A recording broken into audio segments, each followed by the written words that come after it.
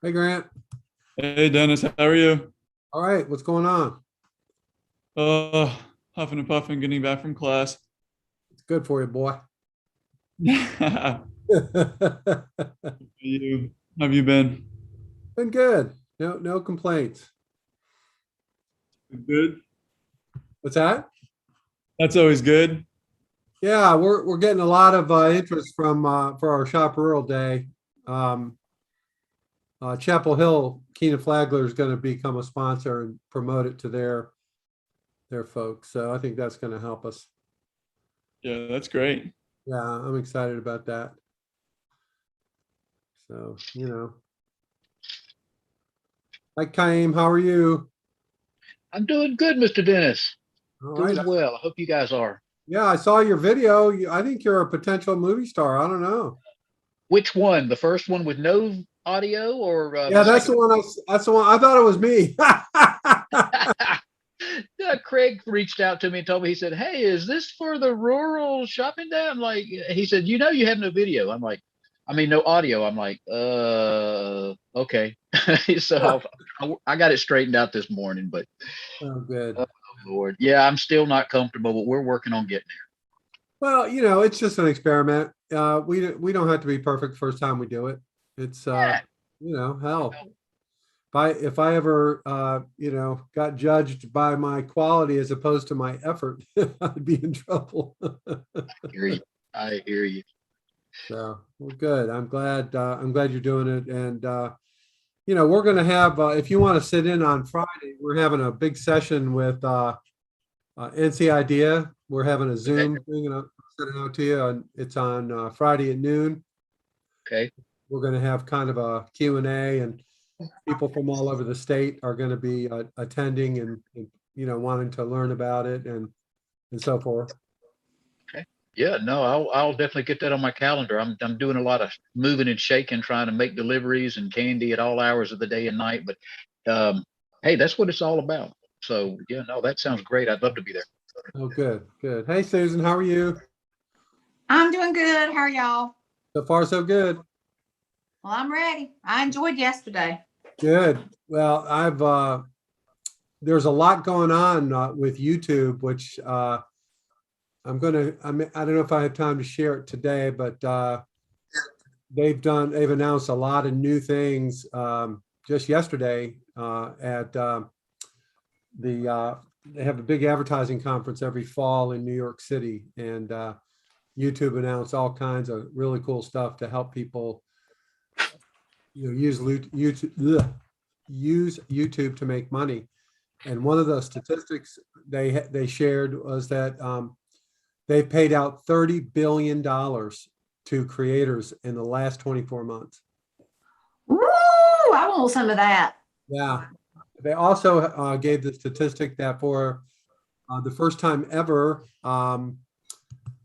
streaming on the internet has now gone past cable TV and over-the-air TV. I would have suspected that. More hours. They also are finding that more and more people are using their TV to stream, not just their phone. And that's particularly true for entertainment, like concerts and musicians and stuff like that. People tend to, cast it to their TV and sit and watch it with a TV. And the other statistic was that 60% of the people who use their TV to stream have at least two other people with them watching the same thing, whether it's a spouse or a friend or whatever. But the people on the phone tend to watch it by themselves, and the people with the TV tend to be part of a group. So I thought that was pretty cool. All right. Hello, Allison. Hello, Amanda, Jennifer, Arjun, everybody. How do you say something and not interrupt about YouTube? You just talk. It's okay. If someone else is already talking, it won't let you talk. So it's kind of controlled automatically. Oh, good. Okay. I was going to tell y'all,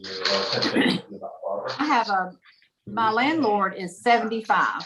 My Okay. son is 31. The reason I tell you that is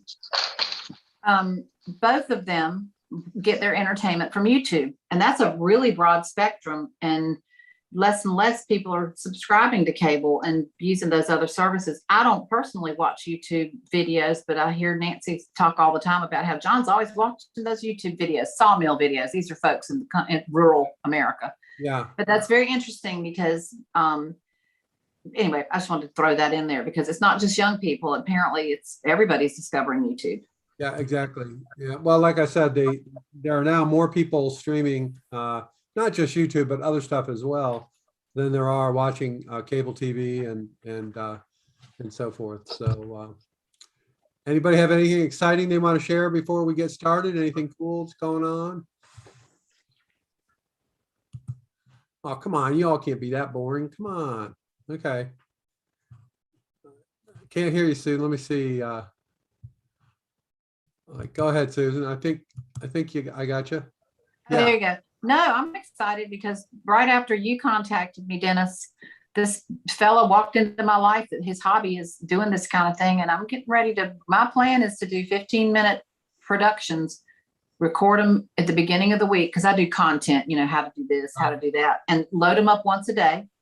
Cool. And just see how it goes. Cause this has got me really inspired. It's funny that you contacted me because this was it was the next rabbit hole I was going to run in my little business. Good. And so I'm beyond excited. That's all. That's my excitement because it's that way every day. Cool. Great rabbits think alike is what I have to say about it. Okay. Well, we're going to do a couple things today. One is kind of unannounced that you'll find that I do that on a regular basis when I find something that I think you all should know about. So let me let's see if I can do this here. So today we're going to talk about branding, and it's a big subject. There's a lot to talk about. And the instructor here, who is a Techstars guy, he's actually the guy that created HP printers and the HP laser jets and all that. So he's a pretty wild dude, got a ponytail, and I've never heard anybody talk faster personally. So I just warn you, I did turn the transcriptions on. So that and the recording, and hopefully we can capture the information. Of course, the videos are available for you to look at any time. Before we do that, though, I'm going to take about a 5-minute break, and I want you to meet the CEO of Pop Shop Live.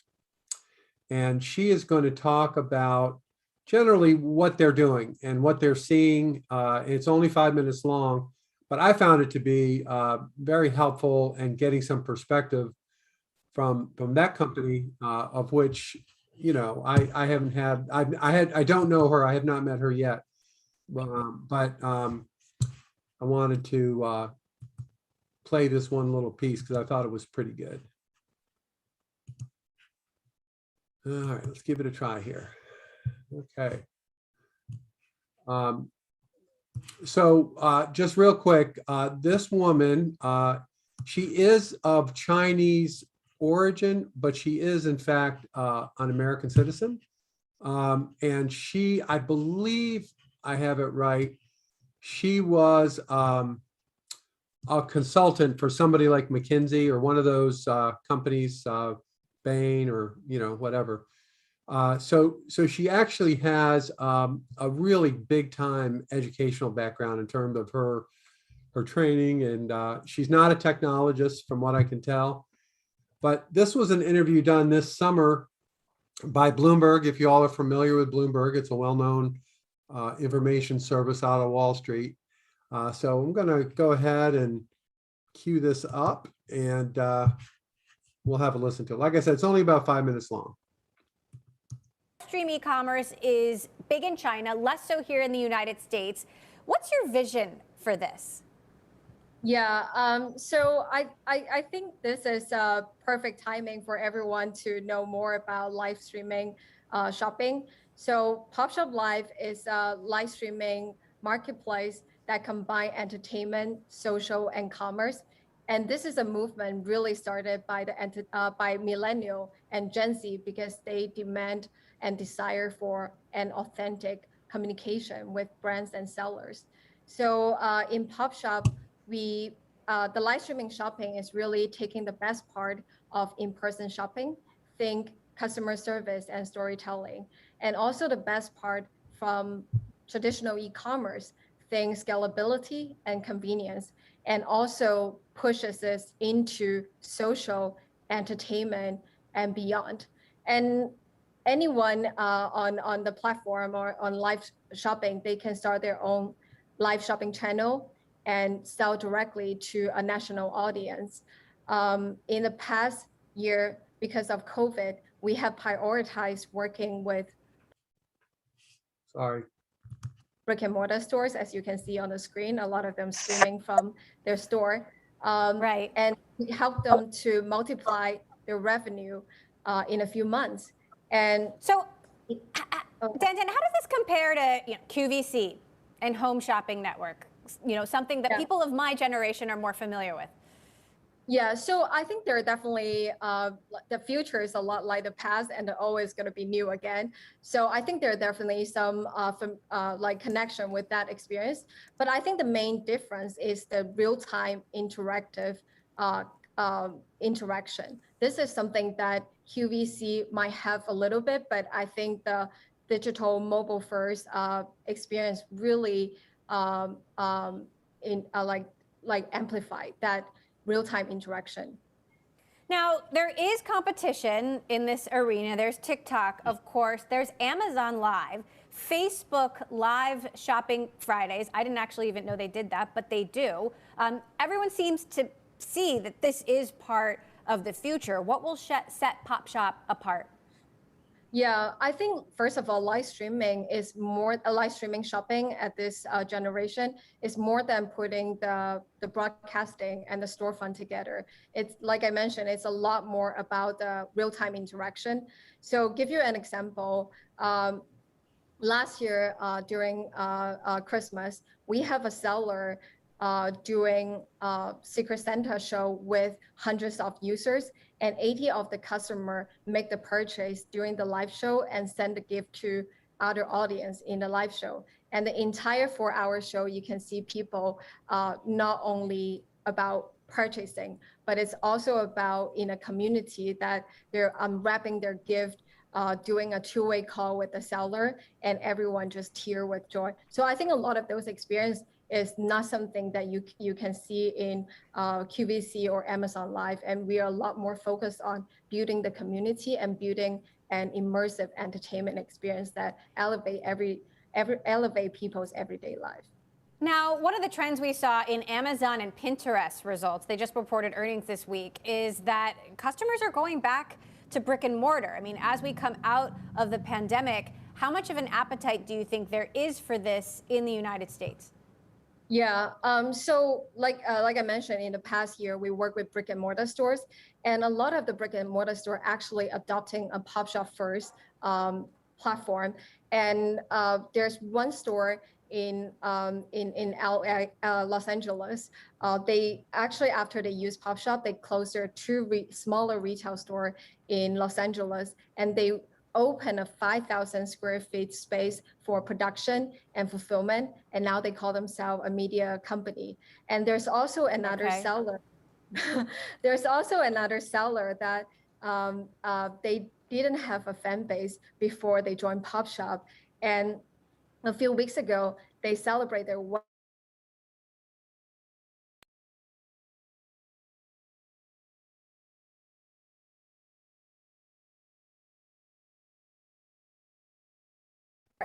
to ask everyone one by one, what's your PopShop name?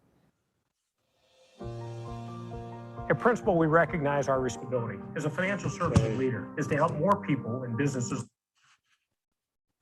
Here, let's see if I can kind of go back to our little thing here. Sorry about that. Let's see if I can figure this out. Okay, hopefully I'm not sharing now and you all can see. So just a couple of points I wanted to bring up about that. First of all, PopShop Live as a platform is really emphasizing a younger demographic than many of us might have ordinarily thought of. It doesn't mean it's all millennials and Generation Z or X or whatever that is.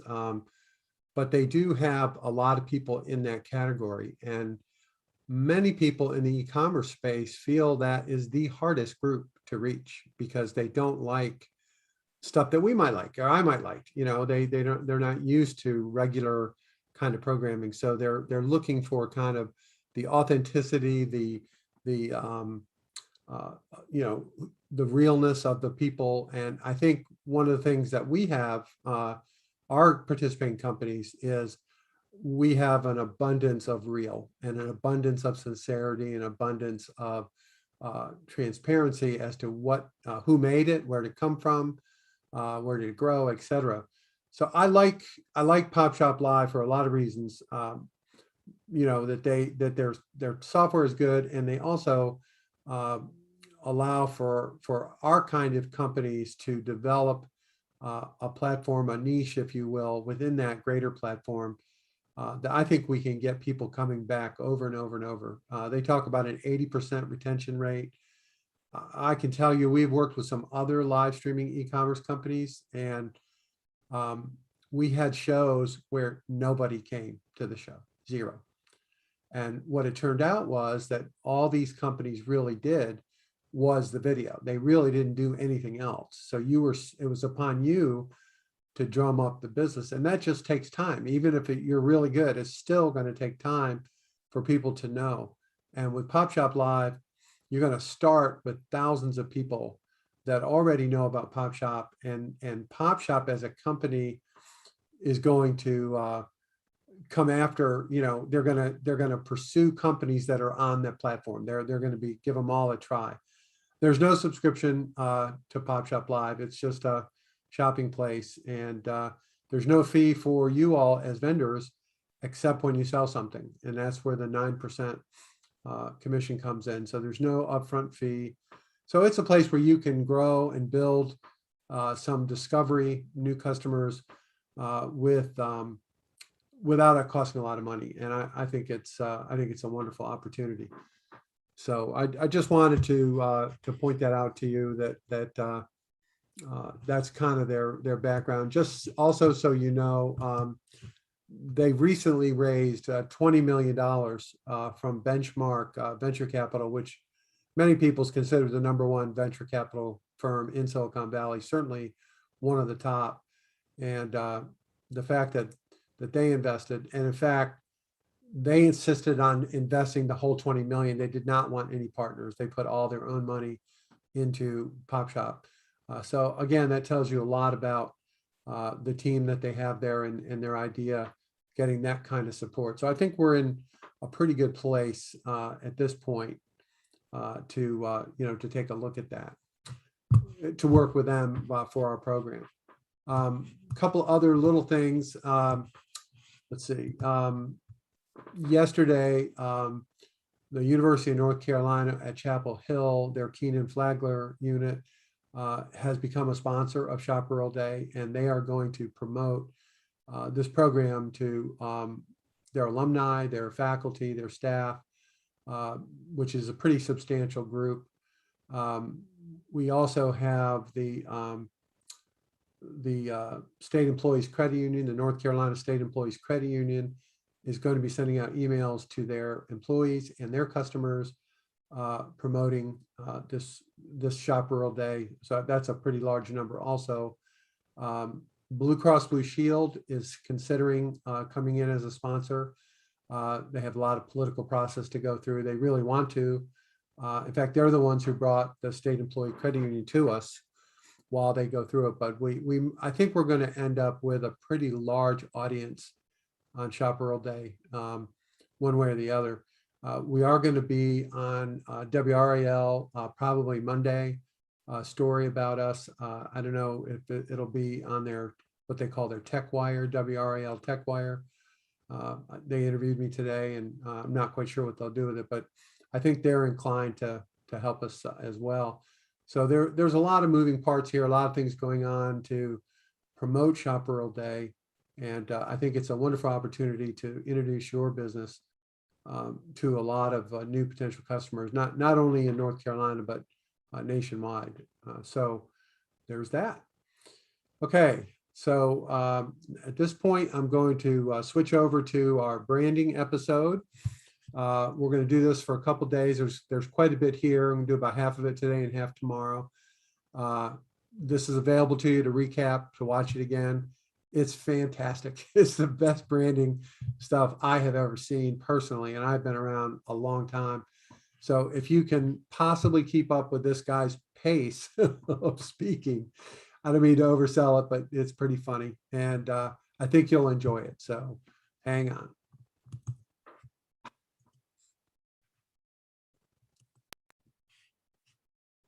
Everybody see my hippie guy? Yep, looks good. Okay. I'm going to skip the trailer and we're going to start with part one.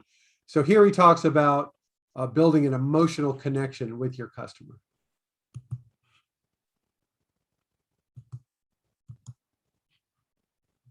Okay, my name's Chuck Pettis. I love branding. I'm really going to have a good time telling you in 40 minutes everything you need to know almost about branding. I've been doing branding my whole career. And I've been in an entrepreneurial family my whole career, and so I'm really connect with you. I've had the opportunity to work with some of the world's greatest brands in all different kinds: manufacturing, service, real estate, consumer, financial, lots of high tech, manufacturing, restaurants, boy, just about everything. Let me just skip through those. So branding is the most powerful tool in the commercial world. Very few people understand how brand works. I'm here to tell you how it really works, because branding alters people's perceptions of reality. What I want to do is give you an overview of these most powerful branding tools that are used by the world's most powerful brands, so that you can use these tools to help your company be super successful. What is brand? Brand is a trademark. It's a trust mark. It's a trust relationship. Brand is about perception. It actually has not that much to do with reality. Stanford did a study with kids, and they found out that anything that has McDonald's on it tastes better to kids. Whoa. There's the great test between Coke and Pepsi. If you do blind taste testing, where people are tasting Coke and Pepsi, but they don't know what they're tasting, 51% will prefer Pepsi over Coke. But if you do name testing, here's Coke, here's Pepsi, all of a sudden almost 3-to-1, people will prefer Coca-Cola over Pepsi. Huge. They did the same study where the subjects were in an fMRI scanning machine, where most of the branding research is being done this day, i.e. what's going on in the brain when people are perceiving your brand. When the subjects didn't know what brand they were tasting, nothing happened in the brain. When they were cued with Pepsi, nothing happened in the brain. When they were cued with Coca-Cola, the brain lit up. In branding, we want the brain to light up emotionally. We want people to want your brand. Here is the brain on Coca-Cola. Here is the brain on Pepsi. I once did a workshop with one of the world's leading radiologists. He said, that's the pleasure center. It doesn't get much better than that. What has Coke done and what's Pepsi done? Coke has been on message. They repeated their key messages, delicious, refreshing, unique, for decades. They've kept the same logo. Pepsi keeps changing the logo. Pepsi keeps changing their messages. They actually just recently did a commercial where they used delicious and refreshing, which is the words that Coca-Cola owns. So let me tell you how people perceive reality. We perceive reality through our senses. The first place a sense signal goes is the amygdala, the limbic system in the middle of our brain, where people unconsciously decide what they're hearing, seeing, feeling is relevant to them. We want to light up the emotional brain. Then the sense signal gets to the prefrontal cortex, which is the rational brain, and that's where we want them to see your messages. So when you're doing branding, we need to light up the emotional part of the brain first, and then we need to give them messages so they know they've made a right decision. First, we start with emotions, then we go to the rational. The way we light up the brain is through imagery. We need to pick the right imagery because people are bombarded with all these messages. They tune them out. If you show the right image to people, it'll get the brain to light up emotionally, they'll connect, and then you give them the messages. So then what we do is you got to pick the right images. Image first, then messages. Then you use a brand ladder. A brand ladder is where you pick your features, why people are going to buy your product, then the benefits, why is it good for them, and then you want to ask them, how does it make you feel when you deliver on that feature and those benefits? Then you find imagery that evokes the emotion connected to the top tier purchase factors. So you show the images that are connected to the top tier purchase factors, then they can read the features and the benefits. So we did a project with Geldwin, who's the world's largest manufacturer of windows and doors. And the number one purchase factor for windows is reliability. It's true for dealers, distributors, builders, remodelers, consumers. Actually, reliability is the number one purchase factor or feature in the world. Everybody wants reliability.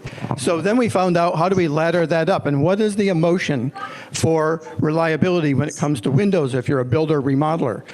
Reliability, and the emotion is peace of mind, because if the window arrives, it has a defect, it's late, it causes all kinds of problems.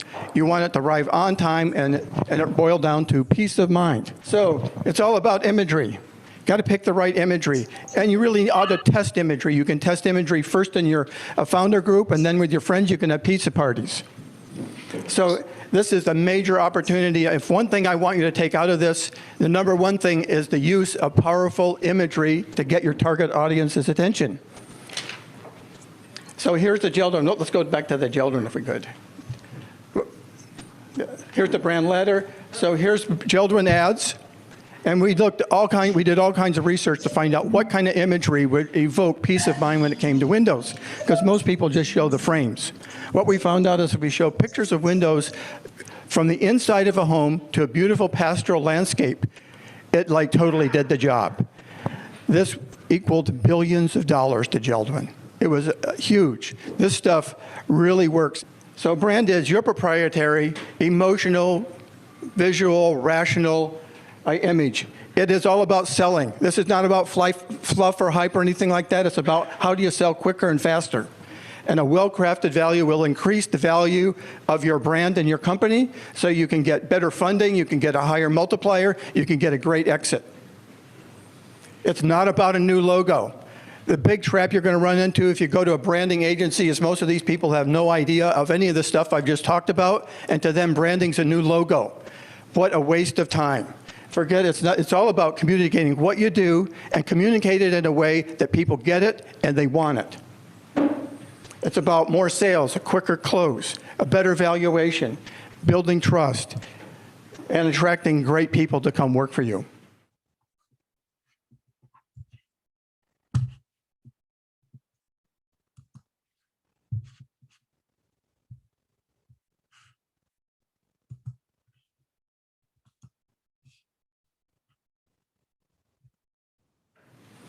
Getting your brand remembered. You've heard the word repetition, I think so far 2 or 3 times this morning. In branding, the goal is you need to repeat your brand name and your top tier features or purchase factors over and over and over and over again. And like you need to memorize them. And it takes 28 times for people to actually remember stuff, so you need to repeat it verbatim. You can't reword it. This is not like writing essays where you do an intro and then set it all up and keep the good stuff for the end. In branding, we do the good stuff up front and we keep repeating it. So we did a big project for REI. This is the before image. So in REI, a lot of these people do mountain climbing and technical climbing. And so this is real cool to them. The problem is the target audience for REI is a regular person just wants to go for a walk, wants to go for a hike. And this totally scares them, makes their palms sweat. They throw away the catalog. We did research and we found out that if we show little people in big, beautiful landscapes, it totally turns on people who want to go in the outdoors. Because that was the goal. They wanted to motivate people to go in the outdoors and get more clothing and gear. They're still using the same kind of imagery in 2017, 2018. If you go to an REI store, you're going to see this kind of imagery.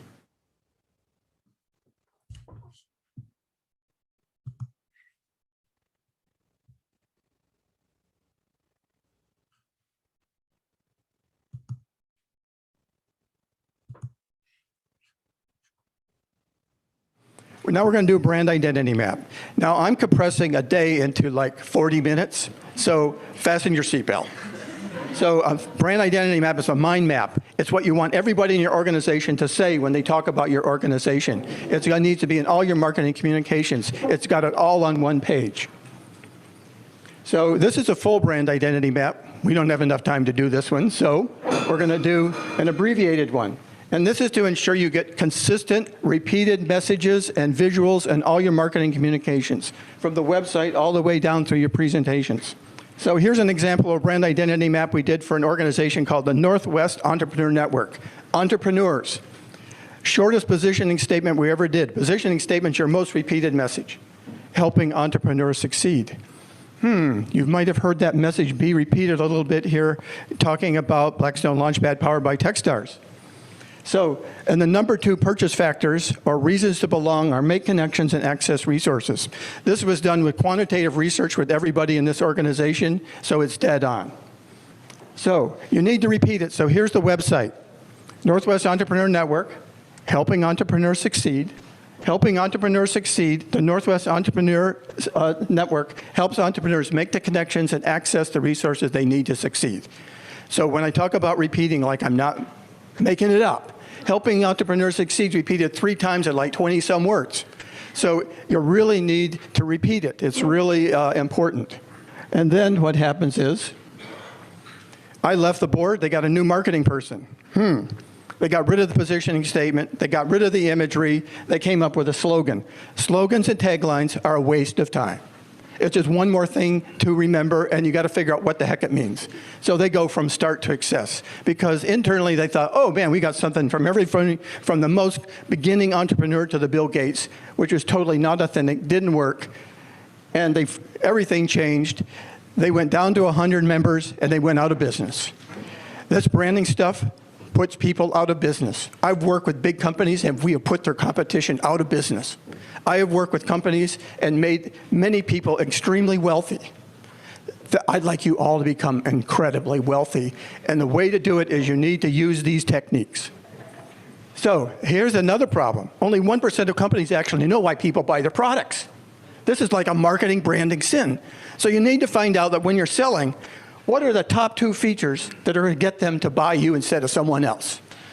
Sounds simple. Hardly anybody does it. You need to do this for your companies because people out there are saying one thing when the customers want another. Only 8% of Americans trust advertising. I just want to make a point here that, as I said yesterday, you're going to be amazed at how often the word why comes up. And here's one example right here, right off the bat. Advertising because this is what's happening. We need to find out if what you do, which of your customers really connects with what you do. So I had the opportunity to work with my son, Bree Pettis, who founded a company called MakerBot here in Brooklyn. We grew that company to $400 million, exited at $400 million in 6 years of manufacturing company. My son, Bree Pettis, is now doing whatever he wants, and he started a new company called Bantam Tools with desktop CNC machines. This was desktop 3D printing, and I got to be the VP of marketing for him when we rolled out this product, and it was such a blast. And Bree grew up with me, so he saw me using this stuff. We did brand identity maps, not only for the company, but for every product. And before Bree went on Colbert or any interview, he'd pull out the brand identity map, and he'd make sure he got the messages down, so he was always on message. So this stuff really works. It's simple, but it takes a lot of discipline.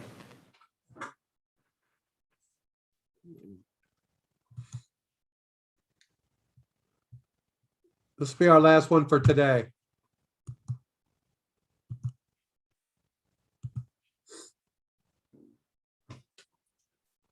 So we're going to cover each part of this brand identity one part at a time. I'm just going to do this like really quickly. This is to give you a quick idea of what it's all about. And it's actually important if you could actually do market research to validate what you come up with. So we're going to cover the brand name, target audience, category descriptor, features, positioning statement. Okay. So here's the map. You all got one of these. First is, who's your target audience? So a target audience, you want to find out demographics, psychographics, who are they, what do they look like? Ideally, we give your target audience a name, so when you're talking about the rest of the parts of this brand identity map, you can say, well, what does Hank or what does Sally want? And it should be distinctive and it should be actionable for your marketing. So write your target audience in your map. Maybe you have 1 or 2. So at MakerBot, while you're doing that, we started off thinking the target audience was hobbyists and people were going to buy a desktop 3D printer. Then we rapidly found out that hobbyists only buy one 3D printer, but when we sold to companies like GE, they bought lots of desktop 3D printers. So we switched the target audience from hobbyists to companies. Bingo, sales totally took off. Okay, brand name. Okay, so it was really interesting to see you've got a lot of unique brand names, so I congratulate you on that. The problem these days with brand names is finding one that's available for a trademark standpoint and also available for a domain name. Super hard. Memorable, short, and by the way, don't use acronyms. Words are 60% more memorable than acronyms. Using an acronym is a sure way to get people to forget your name and what you're doing. So category descriptor, this is actually really important. Back in the late 90s, all the high-tech companies, I wrote a book called Technobrands, all the high-tech companies thought branding is what it's at, so they started brand naming every product and coming up with tchotchkes and coffee cups and t-shirts, and they thought branding was done. I remember going to Sun where I did branding for the Sun Ultra Enterprise servers. And we'd done a map of all Sun in the middle and all their brand names, and there were like 70 brand names all around Sun. It looked like the asteroid belt. And Scott McNeely was there, and they all realized that they made a major mistake here because nobody knew who all these names were. Plus, it takes a lot of money to manage those trademarks. So people like that, like at Microsoft, unless you're a billion-dollar brand, you don't get a new brand name. You have to use one of the existing Microsoft brands, and you need to use a category descriptor. A category descriptor is 2 to 4 words. It's a generic phrase. It's a hook so people know what you're talking about. And so desktop 3D printer. That was a term we actually made up at MakerBot that hadn't been used before. Now that's the generic accepted term. Tablet, smartphone. So this is not a funny name. This is not a made up name. This is what hook do you want to fit on in the minds of your customers. And you always want to link your brand name and a category descriptor. So I've done a bunch of work for HP LaserJet printers. And they always do HP LaserJet printers. So you want to put your brand name and your category descriptor right afterwards so people hook your name and can associate your name with the category you're in. This is actually a really important decision for you to make. Category descriptors, you need to have it so people really get it quick. One thing you can do is you come up with a list of category descriptors, you brainstorm. You get your team together. You give them, let's say you got 5 category descriptors, you give everybody 2 votes. You have them vote for the category descriptors that's going to be most simplest and easiest to understand for the target audience. And then you can do that with actually, ideally, your target audience, do some market research with them. SurveyMonkey works great. This is one that's really worth researching.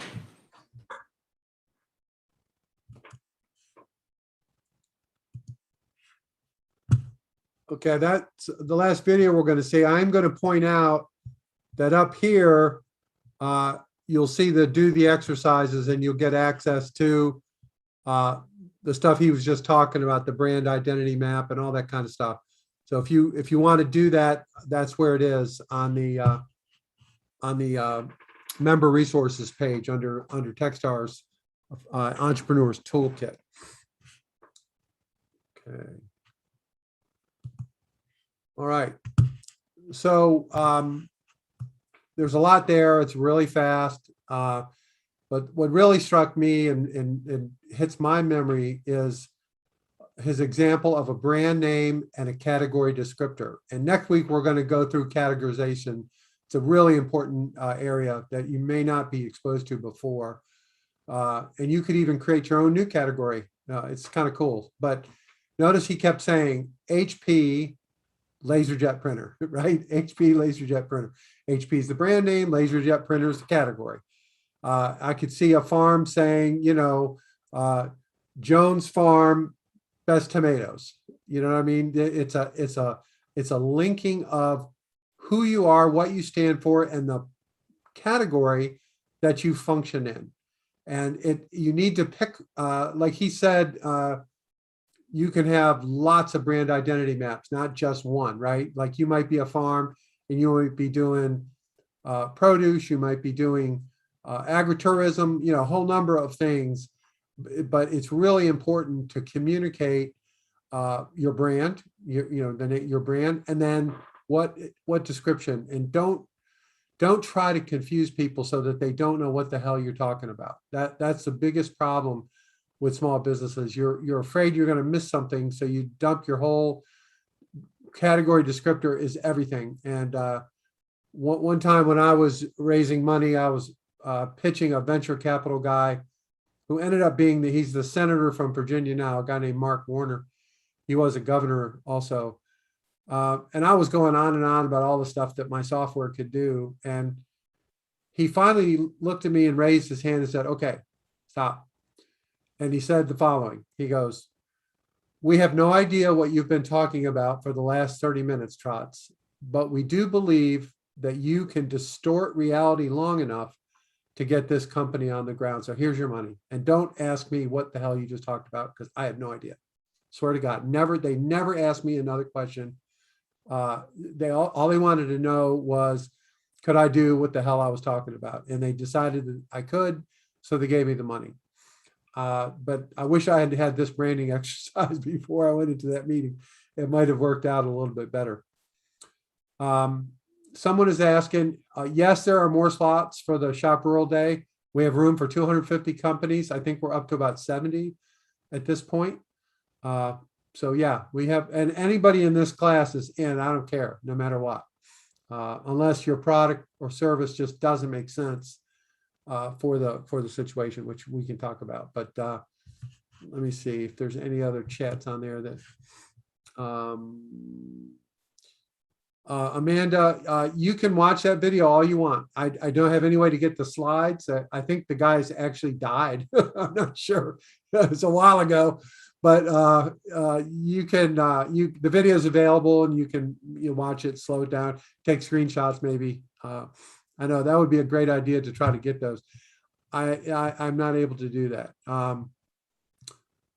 Arjun, no, that's not you, Arjun. You are in the Shop Rural Day. I don't care if they don't understand what the hell it is. You're going to do it anyway. So anyway, this messaging is something that I see small businesses don't do a good job of this, and it's not necessary. You can do a good job. This doesn't cost money. This isn't really that much brain damage. It just takes some focus and to really understand what your brand is and what category descriptor, what is it that you are doing? What problem are you trying to solve? What category are you operating in? People need to know where things fit. They can't guess, and if it's something new and revolutionary, then fine, you'll create a new category and that's okay. Like they created desktop 3D printer, right? That did not exist before. So that's a brand new category description that they created. And that's a wonderful opportunity if you are able to do that. Maybe the first tomato growing Airbnb farm, I don't know, something like that. But that's about all I have for today at this point. So I'll just open it up to any questions or thoughts that you all might have.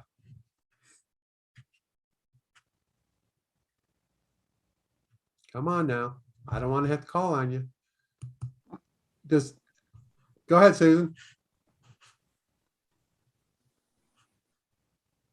My question is, I guess I branded, and I thought at one point that he made that, because I've had people that come to work for me that claim to, over the 10 years, that claim to know marketing. The first thing they say is, you really ought to change your logo. And again, it goes to what I said yesterday. For me, a lot of this has been instinctive, but so that leads to my question. When you seek to brand yourself, are there people like yourself, Dennis, or where do you go to talk to somebody for counseling about branding? Because I have ideas about how I'm branded, but I oftentimes feel like it's just sort of a mud pie, and I'd like to sharpen the precision on that. There are firms that are dedicated to this, and I can connect you with them. I will. Good. They are not cheap. So, well, but it might be worth just pursuing. And keep in mind what he said. I think the second sentence out of that guy's mouth was, logos, taglines, all that stuff is crap. So I disagree. I think logos can be very iconic. Look at Nike, look at Apple. I don't feel that way, but logo is not branding. And that's really the message he's trying to communicate. Tagline is not branding.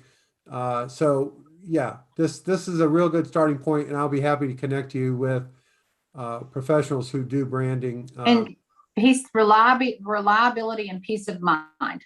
Those were the two things I wrote down. A well-crafted value. I think my brand is good at that. My logo is recognizable, and it's become, you put it enough places, people will notice it. But Have you ever done a survey? no, I haven't gotten to that yet. Yeah, you should do a survey. You can use SurveyMonkey for free, and you can actually find out if that's true. You can find it. I don't know what to ask. I guess I'd have to get some questions. I don't know. Like, what do I ask? You can ask They them. have templates. Yeah, they have templates, and you can put a picture of your logos. Does anybody know what the hell this is? Okay.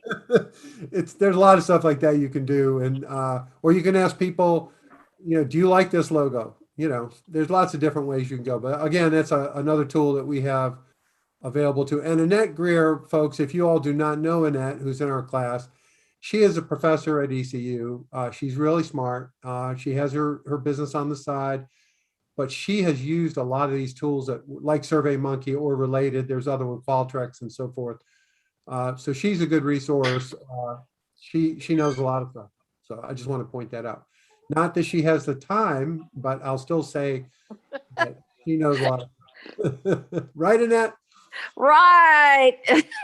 Until we get some more seats hired in our office, it's going to be tight. Yeah. But what I was thrilled about was the point that he said, it's, the language, the issue about the language. I am his vessel. What is that? Right. What is the category? Yeah. And what do you mean by that category? And yesterday, the why are you here? What are you about? And I love what the previous person said about the value. What value do you bring with your product? Yeah. And I did try out Pop Shop this week, and I was so thrilled that there were people who actually came to my practice. It was so encouraging. Yeah, they have thousands and thousands of people on that platform. And we're going to be adding a lot more over the next couple of weeks. So it's kind of like going live on NBC. There's going to be a lot of people there. Maybe not as many as NBC, but I'm struggling with what am I going to sell? I mean, do I pull down my quilt samples and go for the big bucks? Because this is for like how many hours that day and what time? you can do whatever you want. You can go the whole time if you want. You literally can have several shows an hour apart. You can do whatever you want. So what time frame is it open to? 12 noon till 12 midnight. 12, say again? 12 noon to 12 midnight. Noon to noon. Yeah. And actually, we'll probably just keep it live and through the end of December. So even though we're calling it a Shop Rural Day, I'm pretty sure it's going to be live at least till the end of December. One thing that we need to take into consideration is putting your show or your channel, your show online at the time of the demographic and when they're watching. So remember that California is 4 hours behind us and Alaska is 5 or 6. So target your demographic by time zone. I say just do 3 or 4 shows, and that way you'll cover the waterfront. Spray some out over the day. The other thing is, one of the things Annette was talking about, if those of you who may have seen it on Facebook, she was talking about, damn, it's hard to do 30 minutes, of talking and show it really harder than it might look.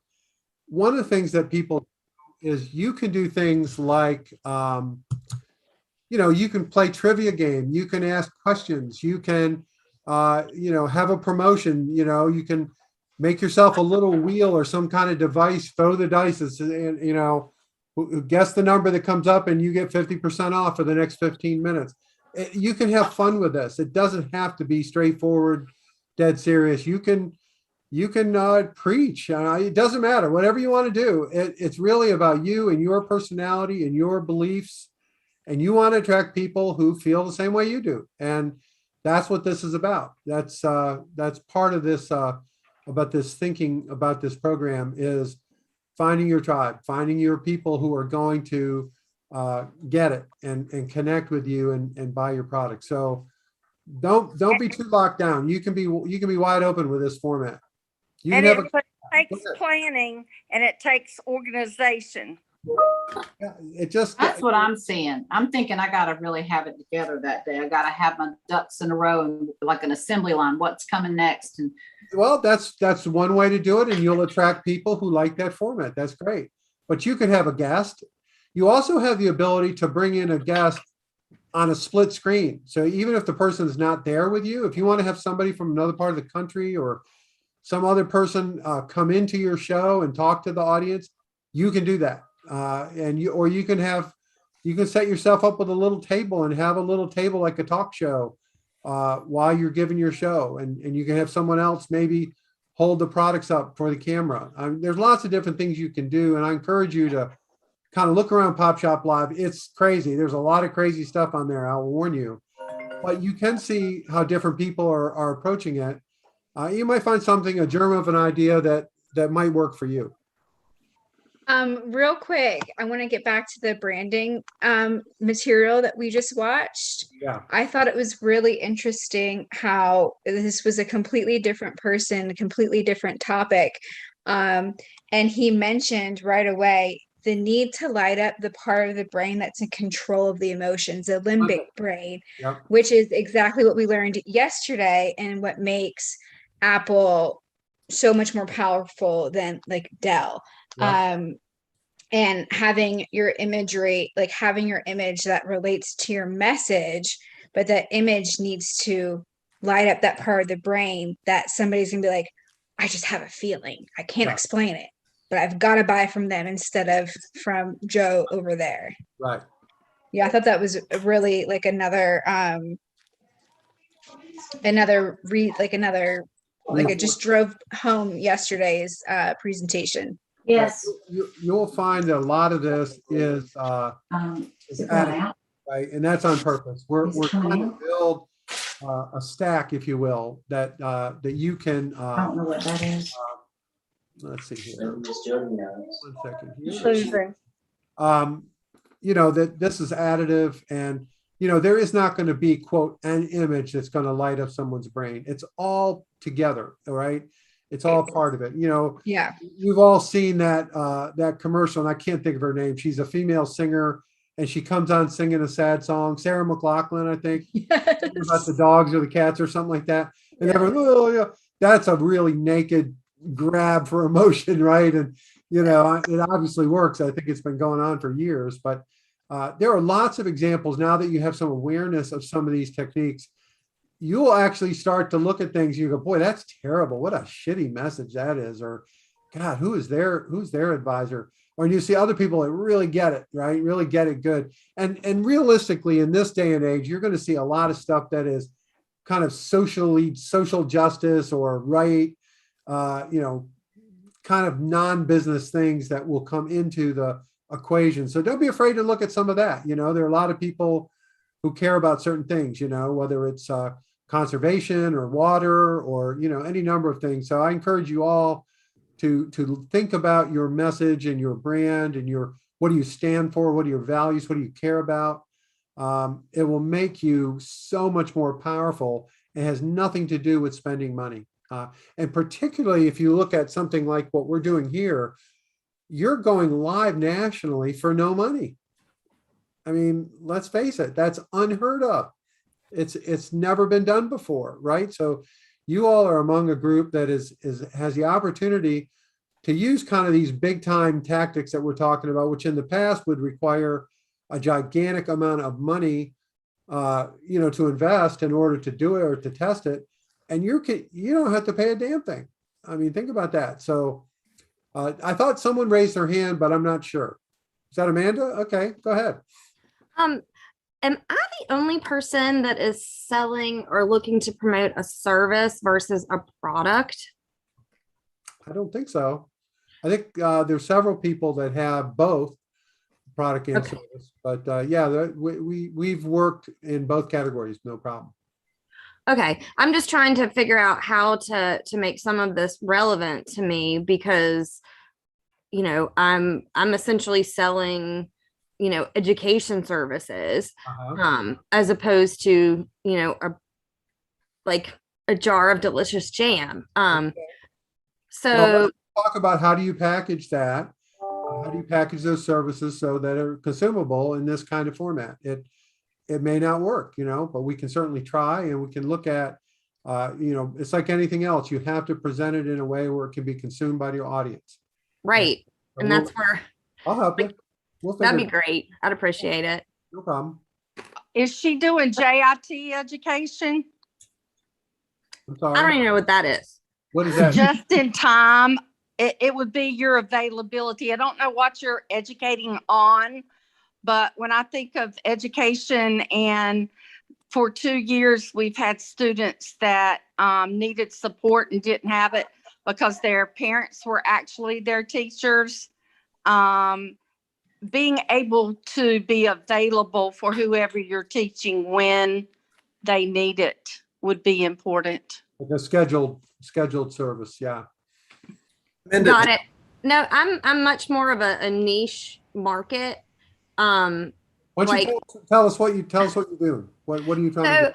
I run educational opportunities for individuals of all ages, but I'm primarily focused on elementary and middle school students who are considering a career in an animal related pathway or veterinary science. So I do camps and workshops and tutorials, and I talked about what it's like to be a vet and how, you know, what my experience has been. And I'm a mentor to these kids. I really promote STEM education. And so, you know, my reason for coming to this is trying to figure out scalability, because I think that it is something that can be pretty easily scaled to a large market. Yeah. Amanda, quick question for you. Are you open to doing like virtual sessions, like virtual kind of educational experiences? Okay. Second one, Absolutely. you have access to snakes, falcons, obscure animals people might not otherwise find. Yes. You can make a killing on the Shop Earl Day if you just show up there with a python or something around your neck and you spend the whole time telling people fun python facts never heard of before. Like, half of this is like an entertainment value, right? You're effectively streaming. So, like, if you can just tell a story or like even make something up. Hi, meet Waldo. He was rescued in the Amazon rainforest. You know, whatever. Like, you can say you and your kid can learn more about these fun facts at amandastalksnakes.com or whatever. Like, it's. Yeah. Who was that guy that helped Marlon Perkins, a good-looking guy? What was his name on Mutual of Omaha? Remember? Oh, Yeah, Marlon was the old guy, and then the young Studley guy used to come in and give him the eye candy. Yeah. So you may have to get some eye candy here. Oh, I think you got a lot of potential. This is going to be a lot of fun. We'll get there. I'll bring the camel, and if we ever like do get together, you know, as a group, you're gonna stream from wherever you are. You don't have to bring the camel anywhere. Amanda, it sounds like you need to do a screen share with, how do you say your name, hon? Arjun? Yeah. And just dialogue about, you know, your next animal and what he wants to learn about it. I mean, he's got so many cool ideas. So I think you just keep that going. That was really good. I enjoyed the 5 minutes back and forth between you two. Yeah, I think our whole group, you know, we can do that. And we will have these sessions. I call them AMAs, which is Ask Me Anything, but they're intended to be wide open, help each other if you have an idea. And, you know, I think someone's full of it. I think you're full of it. Amanda, so we'll have those. Just out of curiosity. Okay, I'm sorry. What was that? Amanda, where are you in North Carolina? I'm in Chapel Hill. Okay. Can you stay on for a few minutes after? I might actually be able to make something work. Oh, yeah, absolutely. That'd be great. Thanks. Cool. By the way, Arjun is a medical student. He's in medical school at ECU in addition to being a genius software programmer. Oh, yeah, we need to talk because we can scale a lot of things together. You can even scale some scales, I have a feeling. I want to talk to Jennifer Hyde. Are you here, Jennifer Hyde? I am. All right. So Jennifer is an extremely talented artist from the Outer Banks. And she's not very talkative, but I want her, she and maybe other fellow artists that she knows can be a tremendous hit on the Shop Rural Day, even just talking about art. Even if you don't even sell the art, you can still tell your story about what you're doing, why you're doing it, show examples, just to let you all know that if any of you want to sing or play music or anything like that, I'm open to that as well. I think we could have entertainment. We could have, really almost anything goes. But the idea is to keep people there, get them to come. So if Amanda has a python eating a duck or whatever, whatever. I know that wasn't good. Very nice to say. No, that's funny. But my point That's is, good. I'm saving the animals, not killing them. I understand. Well, sometimes the greater good has to be thought of. But anyway, this is supposed to be fun. It's not the Marine Corps. It's not marching, with a pack on your back through the mud. This is fun, and so I highly encourage you to take a look at some of the things that people are doing in this space. I'm going to see if I can just find something really quick just to show you. We call it quiltertainment in my business. We call it quiltertainment. We call it shoppertainment. There you go. So, but the idea is to get people to stay there. Let me just see if I can find something to show you all that just show you how insane this can be. Hold on one second here, see if I can find it. Where are they? Okay, let's see. There are some crazy ones. Yeah, I gotta show you some of these. This is really good. Okay, let's see if this is it here. Okay, all right. Let's see, almost there. Okay, let me share the screen here. This is a little different, just to give you how really insane this all can be. I'm going to show two quick ones. So let me pause this here and let me share my screen and share. Okay. Let's see here. Can you guys see the guy with mangoes? Yeah. Okay. So one of the problems in China is there's a tremendous dichotomy between the urban areas and the rural areas. And the rural areas are really agricultural and just basically not unlike the US in the difference between, say, Beijing and Shanghai. So this is a guy who is a farmer in a very far away rural area in China. And I'll show you how he does his live streaming. 是苹果嘛，已经是树上熟了，但是现在像这种果子是不能邮寄的，树上熟的是不可以邮寄的。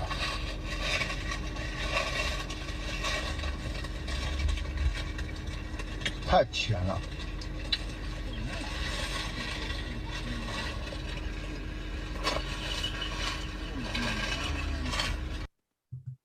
So just to maybe what's going on there, he is a mango farmer, and a reporter asked him, how did he like live streaming commerce? So all he does is go out into his field and eat the mangoes and show people, and they buy directly from him at that moment. That's how they buy it. So they asked him how he was doing, and he looked at the reporter and said, well, last year, I rode a bicycle around my village. Now I drive a 7 Series BMW. I know this guy is even better. This guy is a fisherman. Okay, so check this out.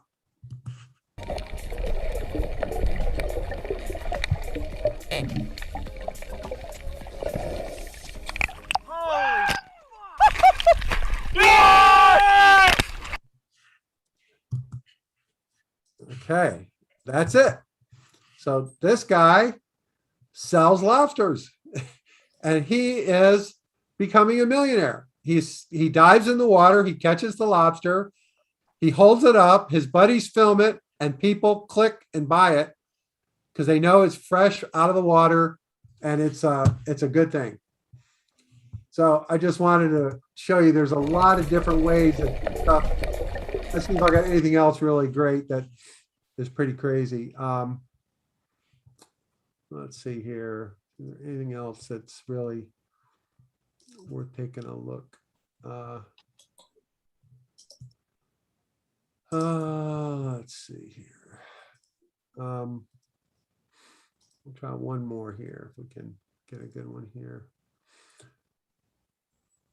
Okay. This is really short, but this is a restaurant. 如果你已经不能控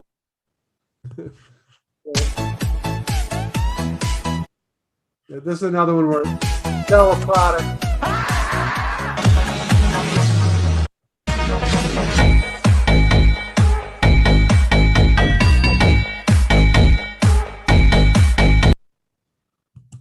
See, I need help learning how to get music in the background.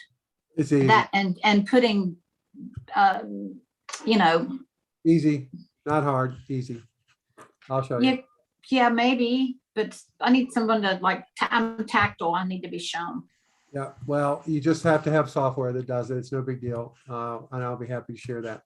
So anyway, I'm trying to show you there's lots of different ways to do this. And yeah, we're really pioneers. You know, we're the ones that are people are going to be copying us in the future because the only people we have are guys who eat mangoes in the fields of China and dive for lobster. So I don't think we can really use those examples exactly. I guess you could put like a big tank and dive in there, bob for apples or something crazy like that. You know, that might be fun. I don't know. Hard to say. Anyway, that's all I got for today. So please sign up for Shop Rural Day. Reach out to me individually with any questions you have. Tomorrow, we're going to cover the second half of branding, and that'll be it for this week. And next week, we're going to do the category design, which you guys are going to love. It's really cool stuff. And can I ask a dumb question? I only answer smart questions. Sorry. Okay, well, I'm going to try and sound real smart. Am I signed up for Shop Rural Day? Because I have all this paper and I'm still trying to connect the dots. Has anybody responded to you and told you set you up for training or anything? I get a million emails and I don't think they have. And so there must be something I've missed because I'm starting to connect the dots. You know, there's a guy named Alex that I posted on Facebook, his email address. That's basic. All you have to do is reach out to him and he will make everything go away and work. What's the Facebook page again? Accelerate Rural Community. Rural Community. Bet you can't spell accelerate. ACCELERATE. Very good. My mother was a stickler for spelling and she never crossed her legs in public. She was a gracious lady. Well, not that has anything to do, but she was cool. Okay, I'm joining the group. Good. And then I'll see if I'll let you in. I'll have to go to the committee and ask and make sure. Okay. I was the only male student in 1st through 3rd grade that won the spelling bee. Everyone else was female except for me.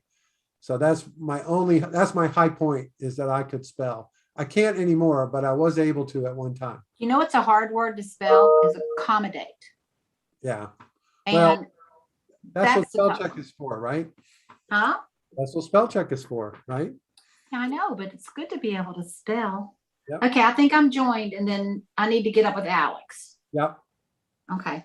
All right. So my cylinders are starting to fire now. Good. Thanks, everybody. Thanks for coming. And